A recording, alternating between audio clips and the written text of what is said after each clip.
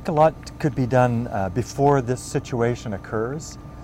Setting aside some time early on in the course, and perhaps at some critical times throughout the course, just to acknowledge that sometimes there are stressful periods, that it can happen to everybody, and so on, and that there are college resources like counseling services, learning assistance, and so on and so forth, whatever might be the issue that students could be confronted with.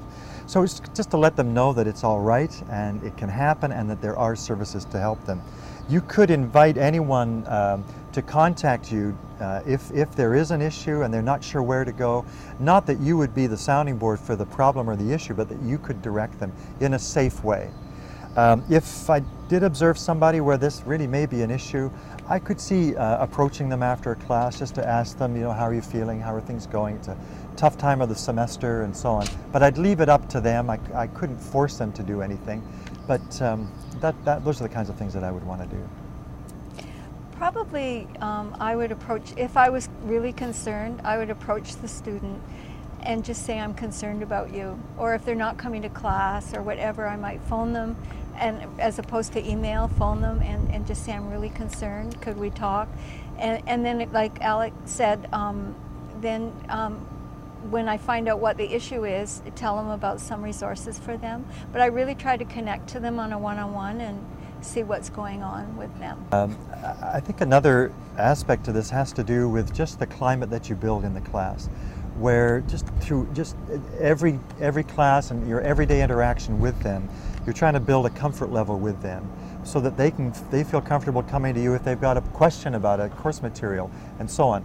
Also that they could feel comfortable coming to you to say, look, I've got an issue and I'm not sure who to see. Yeah. I know this happened to me in one class, and the student came up and or it was a relationship problem that had occurred, and she just wasn't sure what to do, and so we just walked over to counseling, and I just left her there, and I was really thankful that she came up and she felt comfortable enough to do that.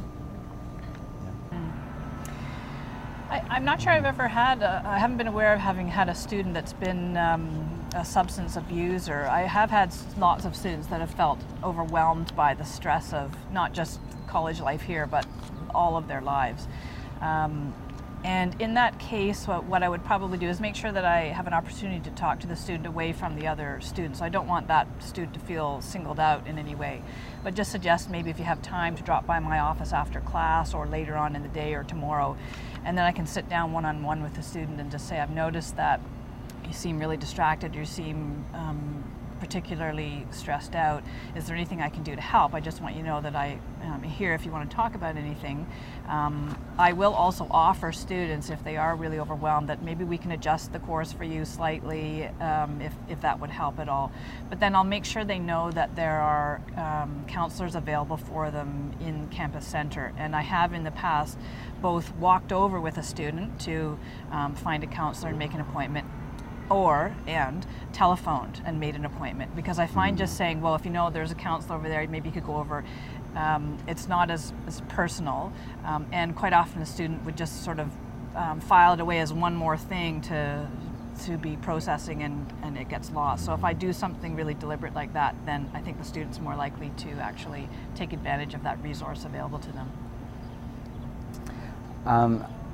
I guess as a male teacher, there are maybe a few more cautions that I would suggest to new faculty, because I do know there can be problems where your efforts to help a student, especially a female student as a male teacher, can be misconstrued, and especially if the student is having some problems and struggling and is a bit unbalanced in some way.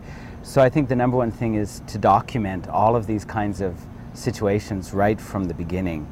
So document all the kind of help and interactions and suggestions that you've made, because I have seen these things turn a bit awkward for people. Like Karen, I would certainly do all of this in private, away from the class, and I would often arrange an appointment for the student, or at least have called the counselor ahead of time and said, there might be someone who needs to come and see you, when would you be available, can we make a tentative booking, so that it's really easy for the student to do that, because often it's one extra thing that they just can't handle.